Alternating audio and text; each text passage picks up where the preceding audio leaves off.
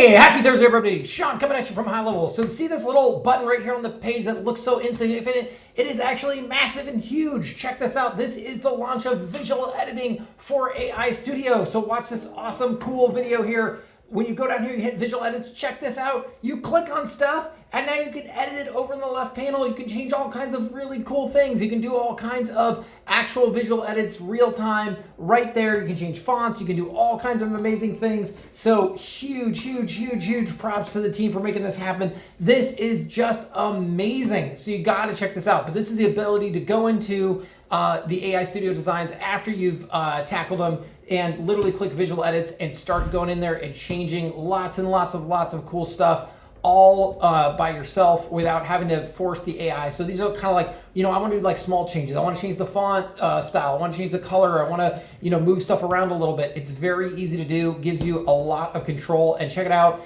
It obviously reflects in the code view, which is amazing. And then of course, if you then switch back to the AI editor, it'll just pick up where you left off. So none of this conflicts. It works beautifully and seamlessly together.